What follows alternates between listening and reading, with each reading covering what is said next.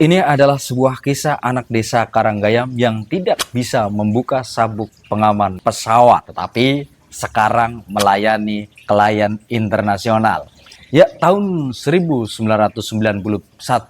ada event sangat besar yaitu Jambore Nasional. Setiap kecamatan mengirimkan perwakilannya untuk ikut di ajang nasional tersebut. Saya orang yang beruntung ikut di dalamnya. Ada satu pengalaman yang lucu bahwa ketika ada demonstrasi dari angkatan udara, ini untuk pertama kalinya saya naik pesawat, katakanlah seperti itu.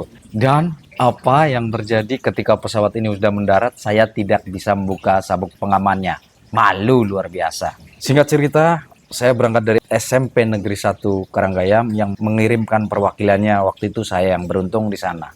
Ajang nasional ini diikuti oleh seluruh provinsi yang ada di Indonesia, termasuk dari Kabupaten Kebumen, Kecamatan Karanggayam. Ya, Kecamatan Karanggayam adalah kecamatan termiskin di Kabupaten Kebumen. Walaupun mungkin sekarang sudah tidak, tetapi sebelumnya lama sekali mendominasi posisi kecamatan termiskin di Kabupaten Kebumen. Saya pernah mengulasnya di sini. Apa di sini? Nggak tahu. Silahkan dicek. Ini menggambarkan bahwa bagaimana orang desa yang kemudian masuk pesawat, terlihat kampungan sekali, terlihat deso gitu, naik pesawat, panik, tegang, dan sangat polos gitu, dan terbukti tidak bisa membuka sabuk pengaman.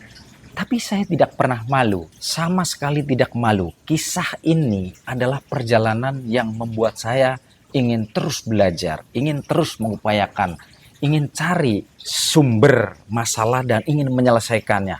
Ini yang saya rasakan.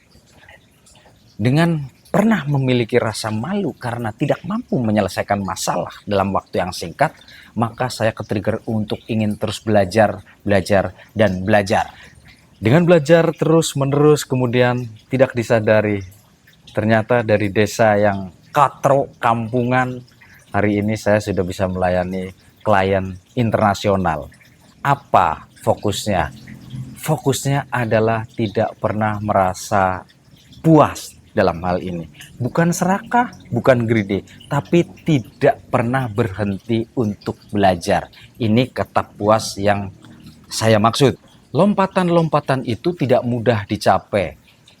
Mengikuti proses seleksi untuk ikut Jambore Nasional, kemudian bertumbuh, remaja, dewasa, kemudian di dunia kerja, kemudian memiliki inisiatif, mengambil risiko keluar dari tempat kerja yang pada waktu itu hampir semua orang tidak ingin keluar dari pekerjaan yang sifatnya kantoran.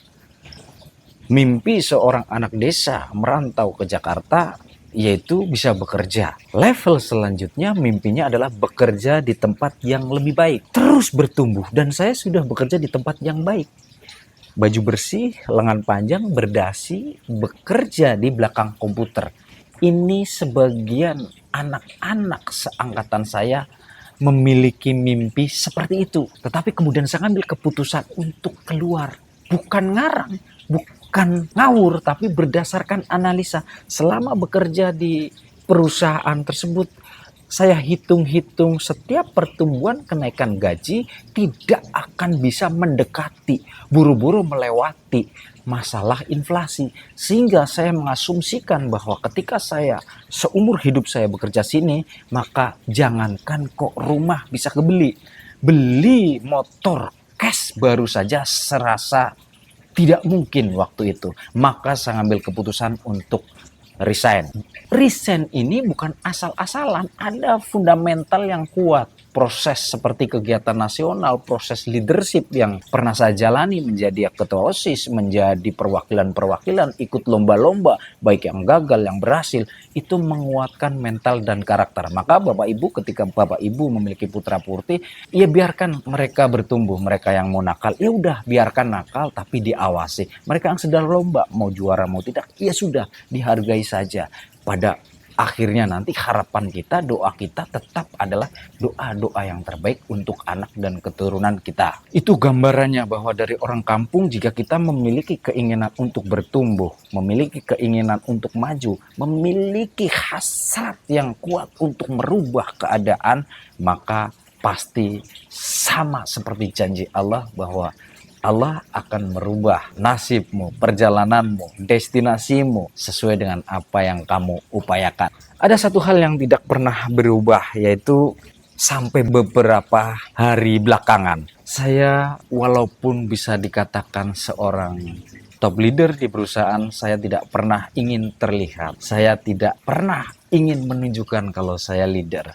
Tetapi berhubung di akhir tahun 2025 kita ekspansi internasional, maka inilah perubahan kecil yang sebelumnya tidak pernah nongol di kamera. Saya belajar membuat video, menceritakan perjalanan, bahwa dulu di Multi berangkat dari kontrakan, kemudian bertumbuh, memiliki karyawan, kemudian bergerak lagi, mampu melayani customer, meyakinkan industri besar, kemudian ekspansi ke internasional. Itu turning point berkelanjutan terus-menerus. Maka sebenarnya tidak ada yang berubah dari karakter desa saya. Saya lebih baik mengalah, diam, tidak menunjukkan kalau saya bisa, mirip falsafah Jawa. Andap asor, jujur apa adanya, tidak suka drama, intinya apa anane, apa adanya. Itu yang saya jaga. Tetapi ada perubahan kecil bahwa yang tadinya saya tidak suka bicara terlihat di banyak orang. Saya hanya mau bicara, meeting, membangun tim itu secara internal.